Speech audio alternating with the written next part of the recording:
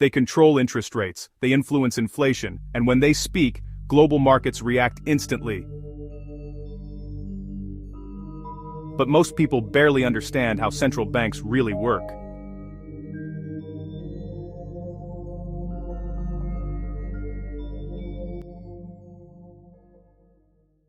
These are the immense powers wielded by central banks, institutions that operate at the very heart of our economies. Most people have a vague sense of their existence, a fleeting headline or a name dropped on the evening news, but very few truly comprehend the depth of their influence or how their quiet decisions in distant boardrooms shape the financial realities we all face every single day.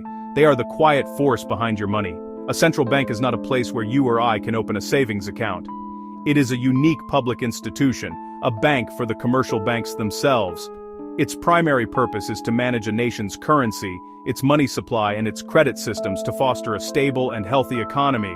It stands apart from the government, operating with a degree of independence to insulate its decisions from short-term political pressures. It is the financial system's overseer, its lender of last resort, and the ultimate guardian of the value of the money in your pocket. Its work is complex, its reach is global, and its impact is profound. The core duties of a central bank can be distilled into a few critical functions. First and foremost, it conducts monetary policy, which primarily involves setting a key short-term interest rate.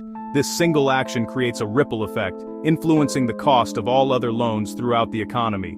Second, it strives for price stability, which means keeping inflation low, predictable, and steady.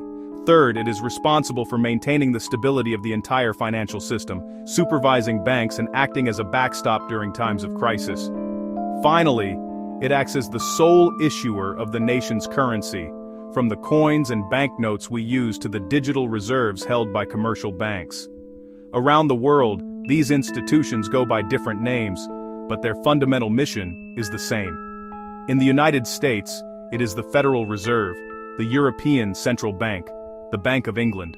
In Japan, it is the Bank of Japan. It can be difficult to connect the abstract pronouncements of a central banker with the tangible realities of your own life, yet the connection is direct and powerful. Think about the most significant financial decisions you might make: buying a home, taking out a loan for a car, starting a business. The cost of borrowing money for these ventures is heavily influenced by the central bank's policy decisions. When the central bank lowers its key interest rate, commercial banks can borrow more cheaply, a saving they often pass on to their customers. This makes mortgages, car loans, business loans more affordable for everyone. This influence extends beyond loans and directly impacts the job market and the overall pace of the economy. When borrowing is cheap, businesses are more likely to expand their operations, invest in new equipment, hire more workers. This creates a virtuous cycle. More jobs lead to higher consumer spending, which in turn encourages further business investment and economic growth. Conversely, when the central bank raises rates to cool down an overheating economy, borrowing becomes more expensive. At the core of a central bank's power is a single potent tool: the policy interest rate. This is the rate at which commercial banks can borrow money from the central bank, or from each other, overnight. While it is a short-term rate, it serves as the foundation for almost all other interest rates in the economy. Think of it as a master lever. When the central bank pulls this lever down by cutting the rate, borrowing costs shift downwards, banks fund lending more cheaply, and competition forces lower customer rates on mortgages, credit cards, business loans. This cause and effect is meant to stimulate economic activity. Lower rates incentivize individuals and companies to borrow and spend. This surge in spending, investment boosts demand for goods, services, which can lead to faster economic growth, lower unemployment. It's the central bank pressing the accelerator. Conversely, if the economy runs too hot and inflation risks rise, the bank pulls the master lever up. Raising the policy rate makes borrowing more expensive. That cost gets passed to consumers and businesses. The effects aren't instantaneous, they ripple through the economy over many months. In times of calm, the central bank's work can seem methodical and almost routine, but during a financial crisis, it transforms into the economy's emergency responder. When fear grips the markets and the normal flow of money seizes up, the central bank deploys a powerful and unconventional toolkit to prevent a complete collapse. One of its most important roles is acting as the lender of last resort. If commercial banks become afraid to lend to one another, the central bank can step in and provide short-term loans directly to solvent but illiquid institutions, ensuring they can meet their obligations and preventing a domino effect of failures. during severe downturns, like the 2008 global financial crisis or the 2020 pandemic-induced recession, simply cutting short-term interest rates may not be enough, especially if they are already near zero. In these situations, central banks can turn to a tool known as quantitative easing, or QE. This involves the central bank creating new money digitally to purchase large quantities of government bonds and other financial assets. It injects liquidity and helps push down long-term interest rates. In reality, it is a far more clinical digital process. The goal: restore confidence, encourage lending, support activity when other mechanisms fail. Financial markets are driven by two powerful forces: greed, fear. Nothing influences these emotions like the actions and words of a central bank. Markets react instantly and intensely because policy affects nearly every financial asset. When a central bank cuts interest rates, the return on safe assets falls. Government bonds, savings accounts. That makes riskier assets more attractive.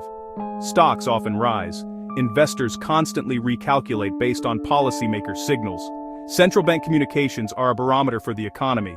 When a governor speaks, traders listen, investors listen. Concern about rising inflation signals rate hikes may be coming. That can spell trouble for corporate profits and for stock valuations. Conversely, a dovish tone signals willingness to cut rates, which can be a green light to take more risk. This intense focus creates a signaling effect. Forward guidance helps steer expectations and smooth volatility. A delicate balance. Criticisms and controversies. Despite their critical role, central banks are not without their critics, and their immense power invites intense scrutiny from all sides of the political spectrum. One of the most common criticisms is that their policies can sow the seeds of future financial instability. Prolonged periods of low interest rates, quantitative easing, can sow the seeds of future financial instability. By keeping the cost of borrowing artificially low, some argue they encourage excessive risk-taking, fuel asset bubbles in stocks, in real estate, and allow unviable zombie companies to survive on cheap debt, potentially leading to a more severe crisis down the road. Another significant concern revolves around inflation. Critics worry that the massive creation of money through quantitative easing could eventually lead to runaway inflation if not carefully managed. There are also growing debates about the role of central banks in exacerbating wealth inequality. Policies like QE tend to boost the prices of financial assets, stocks, bonds, benefiting those who own them most. While proponents cite lower unemployment, critics contend these actions have widened the gap. Finally, the independence of central banks is a perpetual subject of debate, balancing unpopular decisions against democratic accountability. The digital frontier. Cryptocurrencies, CBDCs.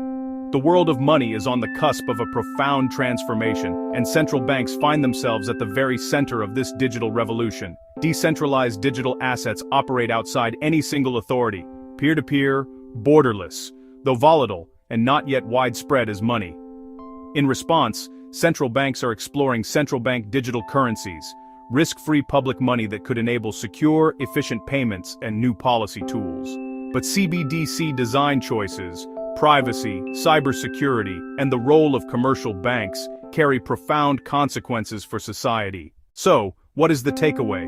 Central banks are not all-powerful puppet masters. They cannot create prosperity out of thin air, nor can they perfectly control the complex machinery of a modern economy, but they are the system's indispensable anchor. Their decisions on interest rates, their actions in a crisis, their words on future policy reverberate through every corner of the financial world, influencing the cost of your mortgage, the security of your job, the value of your savings. Central banks do not control every part of the economy, but their decisions influence almost every modern financial system on Earth.